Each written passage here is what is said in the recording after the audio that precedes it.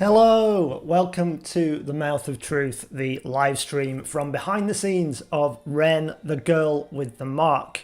Episode 2 of Season 3 has just dropped here on YouTube. Hopefully you've watched it. If not, do go and watch it before you continue with this because there will be spoilers as we talk about the making of that episode 2.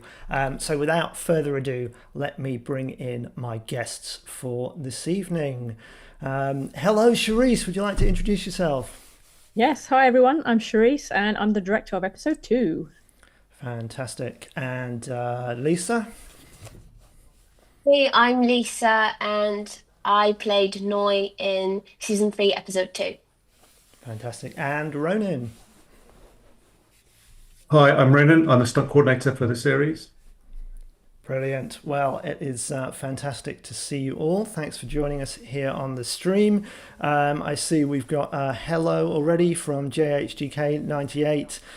The Lonely Irishman wanted to be here but is busy, but wishing us well there in the chat. And hello to Helen Fullerton, aka Sol, who's just watching us. And she'll be joining us on one of these streams a little bit later in the season as well, I believe. Thank you, JHGK98 says wonderful job on episode 2, really. Well, thank you so much for that. Glad you enjoyed it. We've got Sebastian joining us there in the chat as well. Hi, Sebastian. And Mike Rhodes, who's always been a brilliant supporter of the series. Hello to you. Brilliant episode yet again, he says, and some fine archery. So well done to Ronin and the team on that. So Sherice, do you want to start us off? So this is an interesting episode. It's the first episode of Ren that doesn't actually have Ren in it, and it's kind of an emotional journey for Hunter. Do you want to talk us about how you approach that? Talk to us about that. Yeah, of course. So yes, this is, an episode that is focused on Hunter and his journey. And it was really a case of, trying to really get to know Hunter more. So this was very much just following him from picking up Ren, where he left her with the Archivist. And yeah, so he goes on an adventure all by himself and causes a lot of chaos. Yes, he does.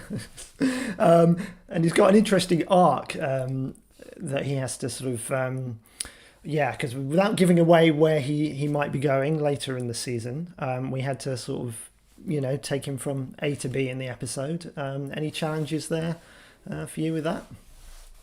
Yeah, I mean, the main challenge, I guess, when we read the script together was that it was a lot of Hunter on his own. So we kind of came up with the idea to bring in Noi's character to kind of explore Hunter's, history and his background and to kind of reflect him himself. So Noi is kind of on a similar journey to Hunter.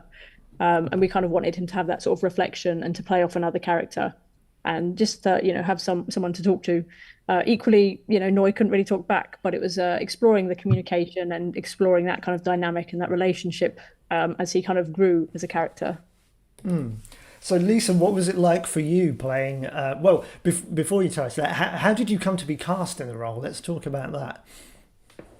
So I think originally the role of Noi was originally a guy, I think written as a guy. And I had a lesson with Ronin, and then he told me if I would like to try. And then I tried, and yeah, kinda I got casted for it, and then it just we swapped the character for the girl, and it was really lovely. It's definitely one of my favorite like roles to play because even though I don't say so much, but like I just felt the character so much because she's so brave and she's so like risky, and I love the interaction between her and Hunter. I think it's really like a brother and sisterhood. So, what was it? Real sign language that you were using? Yes. So I called Charisse, and I think Charisse was it Sophie. Yeah. Am I correct? So Sophie taught me sign language, a real sign language, and so that I could kind of communicate with Hunter. So yeah, that was a real sign language. Oh, fantastic! And Sharice, did you like write out dialogue, as it were, and then sort of translate that into the sign language? Yeah, basically, we kind of wanted to, have an idea of what, Nori was saying. And to communicate in a way that hopefully Hunter could kind of interpret. So it is kind of sign language. So it's not full BSL. It's more Makaton. And basically, it was just a case of trying to find those, those key phrases and those moments. So, like when Noi's trying to communicate that she needs, the money to try and buy the freedom of the prisoners, it was trying to get that need across and that sort of want across. But then, the miscommunication of, Hunter thinking that she's trying to rob him. So it's all just kind of like trying to convey things in a very simple way that, transcends dialogue itself.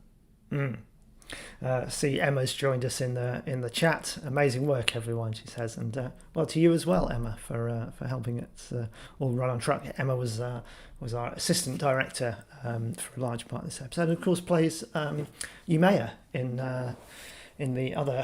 last week's episode, and you will of course see her character again as well.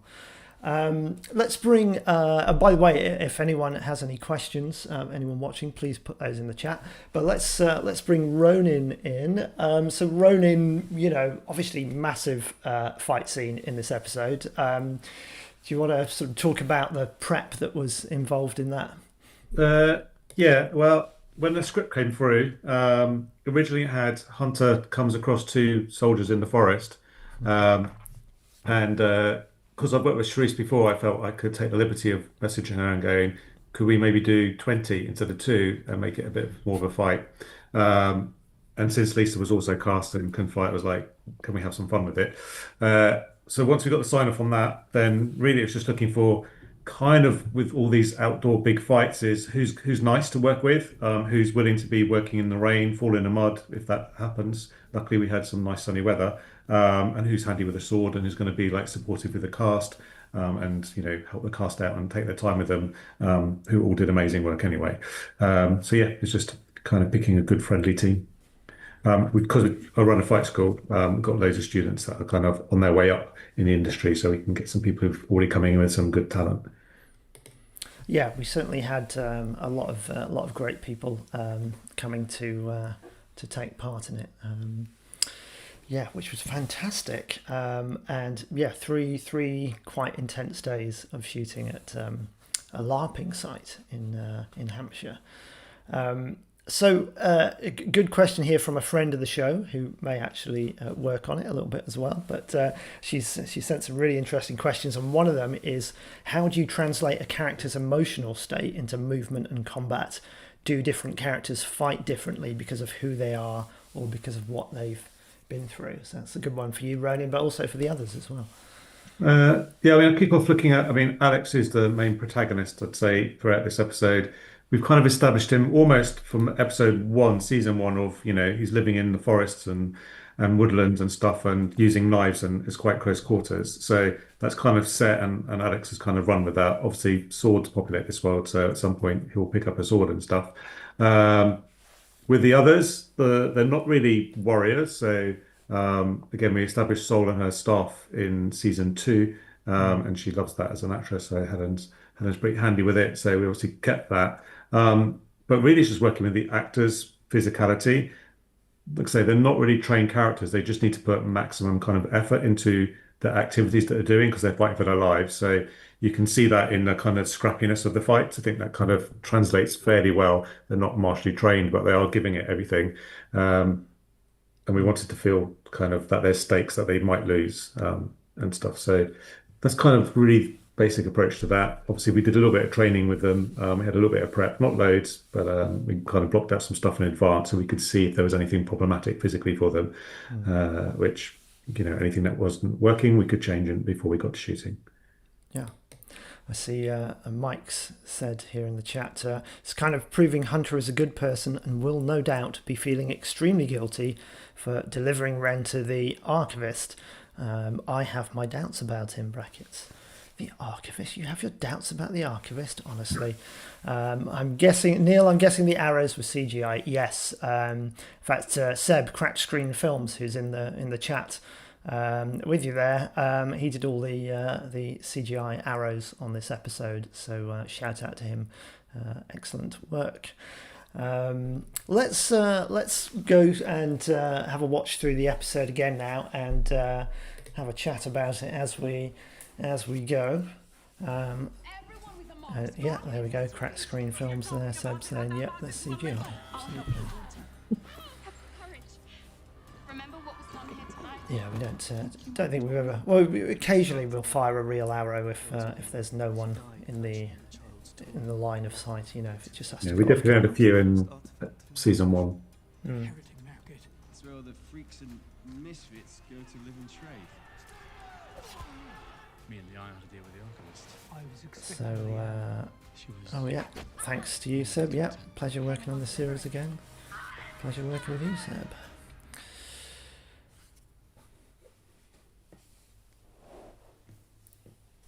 So here we are at Canary Cottage, which is out in the Fenland in northwest Cambridgeshire.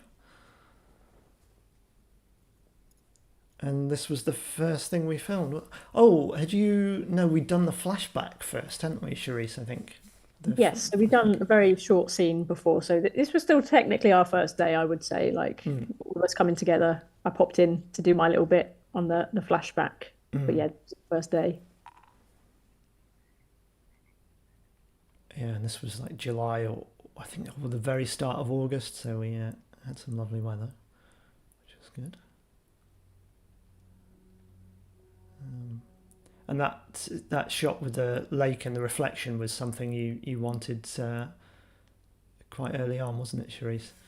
Yeah, I think, reflection's very important in the episode. And I think, finding that lake and kind of mirroring it, as it were, was, quite a big thing for this scene.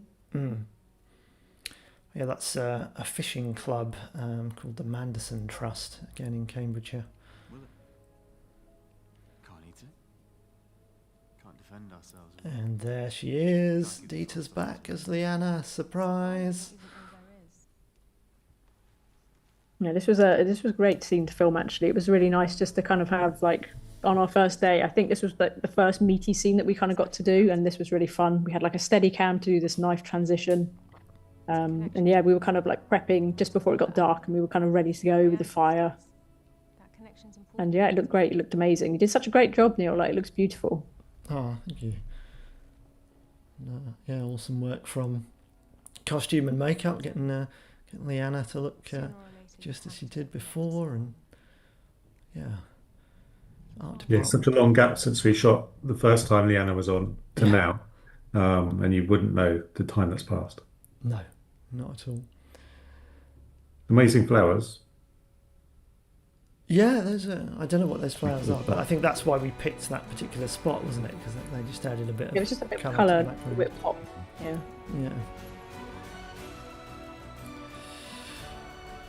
Hello to partners in dub in the chat there who do our Italian dubs of the series. Great to see Lyanna back. It is indeed. These were the first episodes shot, 2 and 4, in the 2024 block, asks JHTK98. Yes, that's exactly right. So, yeah, we shot episode 4 first, actually, and then this one.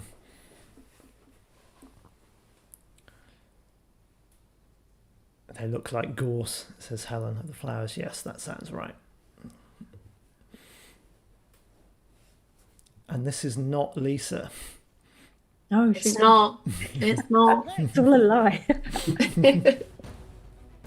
But that is, I think. So, yep. Very foggy words. Yes. So this is at ILARP now. How long did the hair take, Lisa?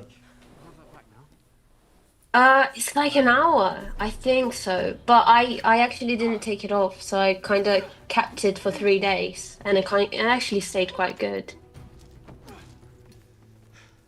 Thanks. That's cool. Probably saved a bit of time, not having to do it again each morning. Yeah, we had Karina Ciobanu, who did all our hair and makeup this season, has done an absolutely amazing job, and the things she can do with hair and beads in the hair and jewelry and things and wigs is just incredible. Stop following me. GHGK98 says, oh yes, I think that Lyanna's comeback shows that people just love the show and are glad to return to it. I think you're right. I know you're there.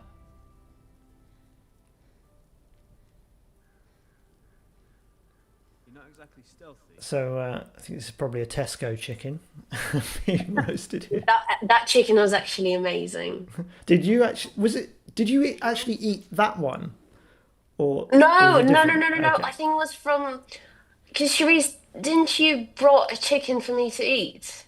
I think it was a Tesco chicken. I don't think I brought you a chicken, but there was a. Someone, yeah, someone definitely brought me a chicken to Sounds like eat. that's my personal chicken. Yeah. Probably, yeah. There would have been Ash and Hans in the art department, I expect. Yeah. It did look good. It's a good thing you're not a vegetarian, really, isn't it? So. You're old enough to take care of yourself.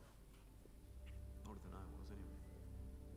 I have to say, this is one of my favourite scenes. Just, the lighting and just the fire. You get the little embers every now and then coming off the fire where you turn to see Lisa. So we shot this with like French overs because Hunter obviously sits at the fire quite a bit. So it's kind of like trying to find different ways to show him sitting at a fire. So we went with French overs and it looks amazing. It looks really cool.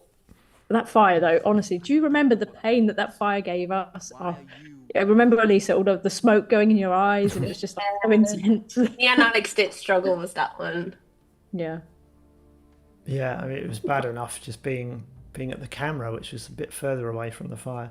Something to do with Which may have influenced our decision not to have the big fire raging at the camp later. True. not having that. I think I was walking around with a hat and a bandana around my face at one point, just like sunglasses on, and it was dark, and I was like, I just need protection. I can't come near the fire. But you guys did such a great job to stay professional and be able to act in those difficult moments. Yeah.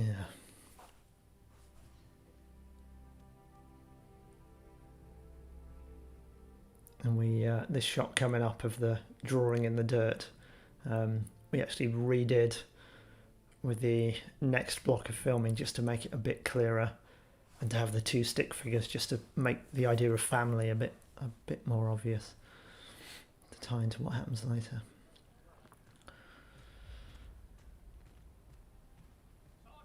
So yeah, this is I think they call it the Viking camp at ILARP. Kitty and Johnny, who run the site, were really, really helpful to us. Do you want to talk a bit about, Sherice, some of the other characters we're seeing now, the casting of them, Max and Pat and the casting, it was a hard casting process because we got so many great talented actors applying for these roles. So like Sergeant Kine, who's a new addition, and some of the other great new characters we bring in, they're just they all just really add to it. Like here we've got Yulia and what was his name again? Tyler was the character. Tyler character names. Pat was brilliant. Kine also, Sergeant Kine was brilliant. And it was, it's kind of like, it's not a huge role for these guys, but just coming on board and, being stuck in a prison all day and things like that, it really shows how much people want to be part of Ren as a series because, it's such a great community of, creatives.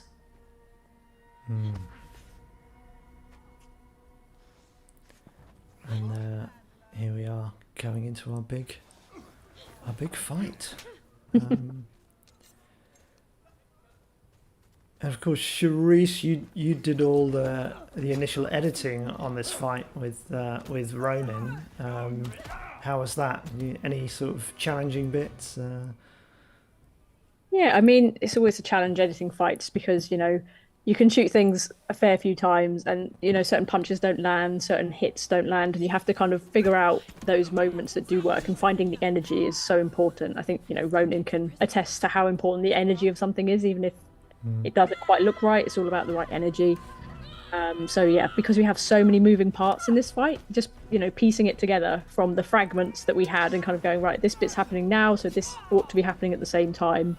Just trying to keep the geography kind of readable so we know where things are. There's quite a bit we've cut, so we probably cut about 20 to 30 seconds of action as well, just to keep it a bit tight, and because I think before it starts we've already killed 3 people.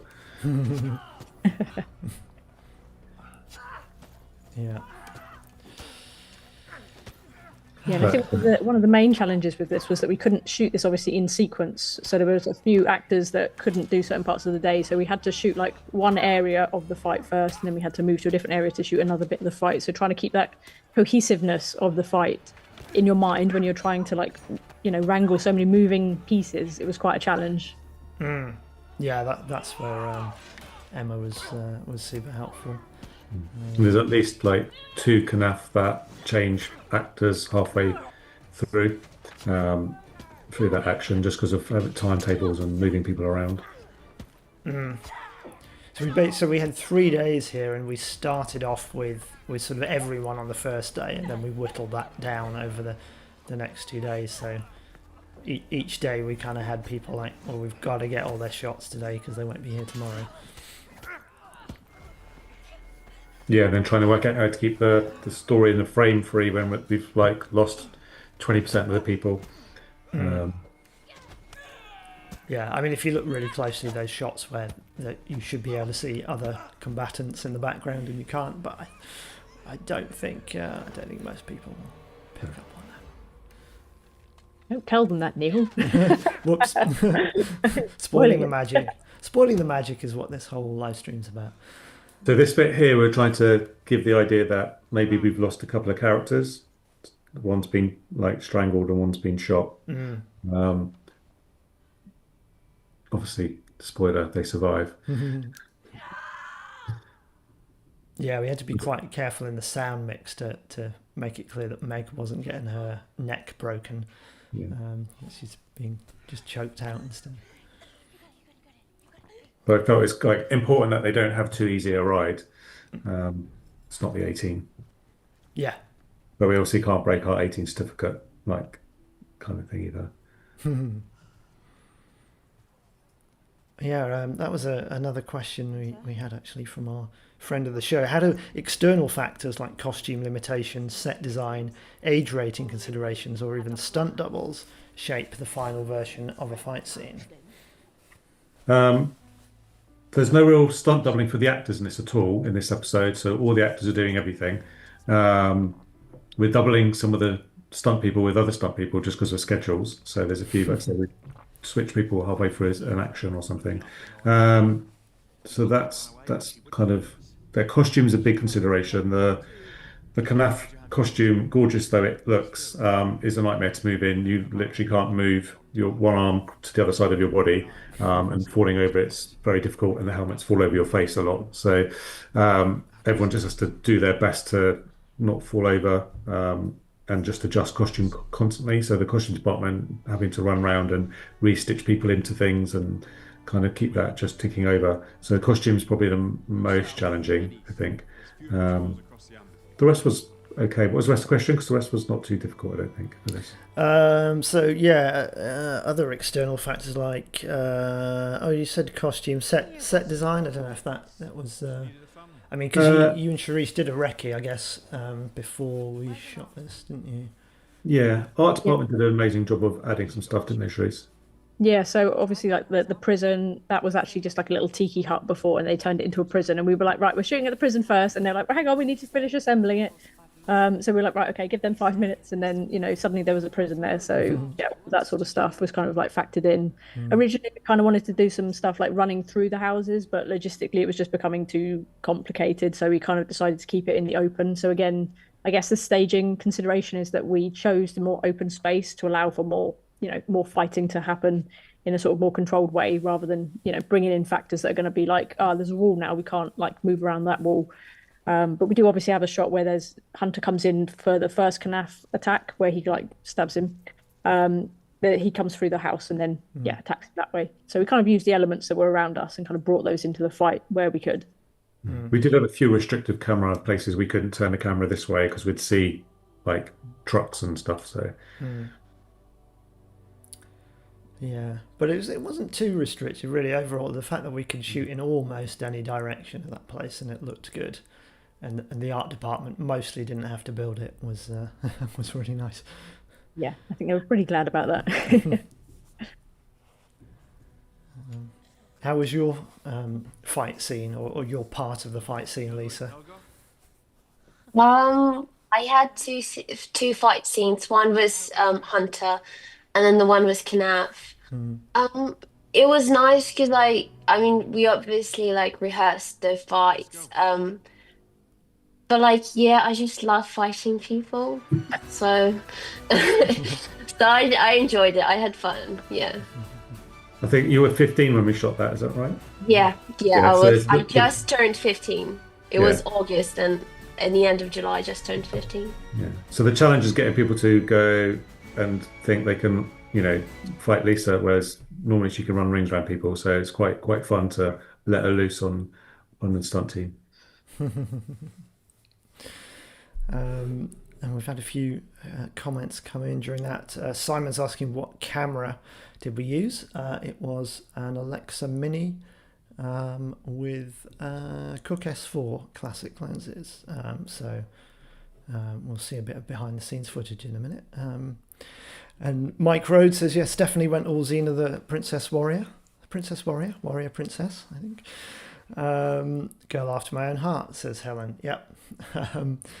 Yeah, the team there did excellent work. It was very cool to sort of reimagine them as warriors after having been the victims and the prisoners in season 2. Let's see, what other questions have we come in here? Sherice, was there a moment where what you imagined didn't quite work and you had to find a different way? Oh, that's a good question. I mean, some of the fighting, obviously, we had bigger plans, me and Ronin. We wanted to do things where we had like people fall through roofs, and there was like we were going to have this big fire. And I guess one of the things with the camp was that I guess the biggest thing was we couldn't have the fire going because it was going to be such a massive thing to control. And we'd done the smaller campfire scenes. And yeah, we'd struggled with the amount of smoke, and actually keeping the fire consistent was like a massive problem. So between shooting at ILARP for like 2 to 3 days, there was no way we were going to keep that fire consistent in the background. And it would just, create so many problems. It would have looked amazing to have a roaring fire behind some of the fight, but because of safety, logistics, and just controlling the fire, it just wasn't possible. So yeah, that was a bit of a consideration, but actually I think it looks fine, and I don't think we miss anything from not having it there. No. And Simon's just saying, Cook Glass Mini LF, no, it was just a regular Alexa Mini actually on this block, but then the other block, so episodes 1, 3 and 5, it was a Mini LF.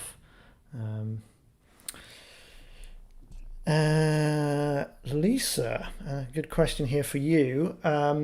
Your character is driven by the need to save her adoptive parents, and it seems like crossing paths with Hunter has a strong impact on his journey. How did you approach that dynamic, knowing it affects another character's emotional arc as well? Such a long question. Wait a minute. I mean, because obviously my character didn't talk, but because like I knew that she brought like so much input, like she inspired Hunter to keep going. And we also see like Hunter's childhood. I just think for me, I always remembered that it's not always the words, and it's more like what you show outside. And I think was like as characters, I think it's just about the connection between Noi and Hunter. Like, obviously, it's just one episode with me and Hunter, but I think you could really see how we connected throughout the episode, how he like looks after Noi. I think that's what I kind of think. Yeah. Yeah, that's really interesting. That's kind of gets to the heart of I think what the episode's really about. Simon's asking why the change from the going back to the camera question from the Alexa Mini to the Mini LF. Well, it was what we could get. Is this the simple answer? Director of photography Neil says actually worked out quite nicely that we have this larger format camera for the grander scenes in the castle for Ren's part of the journey. Producer Neil says, get over yourself, no one can tell the difference.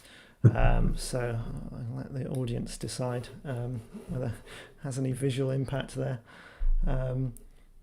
There's another question come in. Hello, this is Adele Nazarchuk saying that Lisa was absolutely amazing in the film. Enjoyed every second of it. Well done to her.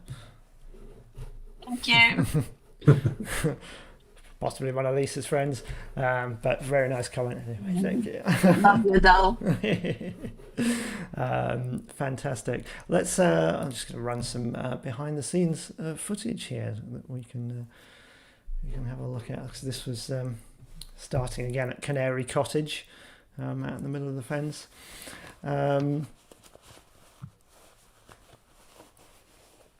Yeah, you had trouble finding this place, didn't you, Sherice? Oh, don't. Even on it was like my first day on Ren, and then I got lost, and I'm driving up and down the same road going, guys, I don't know where this cottage is. Luckily, I'm a really fast director, so we were fine. Got the time back, no problem. But yeah, no, it was a bit of a mission. And then back at good old Burley Hill Farm. Nice. Fire number 1.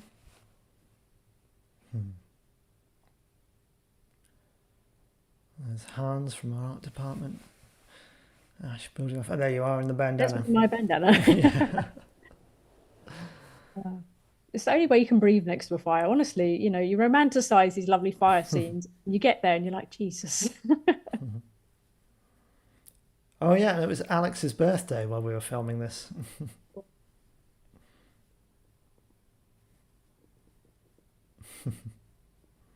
Here we are, ILARP, day 1.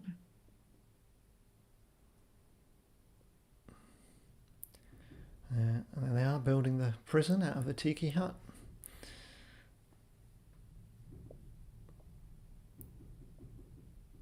And this is absolutely classic Ren offset. It's just loads of people, a small army of people getting dressed by another small army of costume people, lacing them into all the different bits of the Kanath armor. Yeah, I think that's actually a bit of Hunter's fight they're rehearsing there by the looks of it. Yeah.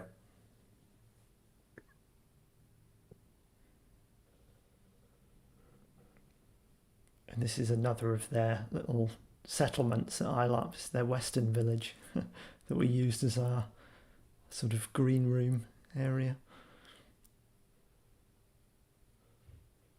Good old Dan, who plays Screed, of course, in season 2. Came back to serve his time as a Kanath soldier.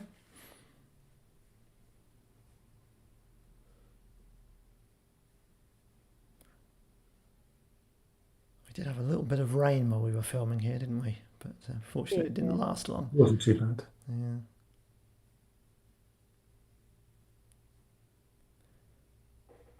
Possibly showing Steph some reference clips there, perhaps.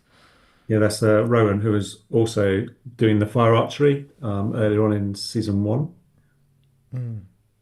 Yeah, we spent a little bit of time trying to work out the logistics of everybody running in before we could see the location. But luckily it's so open planned, it didn't really make too much difference to the prep. Well, we did have the fire going there. This might have been just before we decided that it was going to be too much chaos. I think we had like the embers burning, didn't we? I think that was as far as we got to go with that. Yeah. And the catapult, that was tricky to do, wasn't it, Lisa? That was so tricky. That was like, I think that was one of the hardest thing, actually.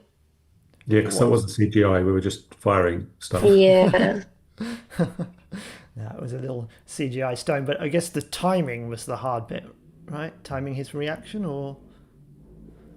Yeah, I think it was just sort of like setting it to go. And then we had like those moments when it just didn't go. It just like kind of pulled back. Like, I don't know. Right. Yeah. I think you had a foam rock in it as well. So I think the foam rock didn't go as Yeah. from Oh, memory. It didn't go as that's fast. right. We did have a foam rock. Yes, I'd We forgotten. kept losing it. We kept losing it because it was a foam rock in amongst loads of rocks. Right, so that's why we added it. But we had the same. We had the same thing in season 2 with a foam stick. It we lost it in a forest. Yeah. Make a convincing replica of something and then can't find it. Oh, you can see nice shot there where you can see on Sherice's iPad the floor. like the floor plan, the overhead of where all the characters were, and yeah, intricately planned out. How many rehearsals did it take to achieve that? I don't know if Marley's talking about a particular moment now or just the whole thing. Well, we did a fair bit of prep, didn't we, Ronan, in terms of like, your stunt guys kind of prepping. But Yeah, we had different people for the prep days, but we worked out all the close quarters archery stuff we worked out in advance, and we worked out Lisa's action in advance. Again, people might change on the day from what we prepped. So most of that stayed the same. A bit of adding stuff on the day, but I think couldn't really do too much because obviously we were short on time. So we'd block through it a couple of times, then pretty much just shoot it a couple of times, really. Because we're not doing a massive one-up for the whole thing, so we were able to chunk it into reasonable sections. Yeah, it's just a couple of rehearsals on the camera, and then yeah. I was just going to say, I think there was a few moments, wasn't there, where we had to change things for camera. So there was a few moments where, certain things wouldn't translate quite how we wanted. So it was very much on the fly going, okay, let's try this, and then rehearse that, block that, and then shoot it. So it was, a bit of both, really. So some good you can see here from the behind the scenes footage, all of the sections are done as one big fight. So I think in the whole fight, there's only two pickups. There's picking up an axe off the floor or struggling for an axe, maybe. That's the fight team just messing it out. And going to hit the door and the lock of the prison. That's about it. So again, we had to make sure we had enough rehearsal because we knew on the day we weren't going to have time to be cutting up too much. So we tried, everything got kind of shot in mini sequences, but like I say, you can see from that clip, Cast did a really good job of bringing those of energy. Yeah. Especially since I think that fight of Meg's, which is really, really energetic, was done right at the end of one of the days. Yeah. I think that's her first fight she's ever done as well. She did a really good job. Yeah.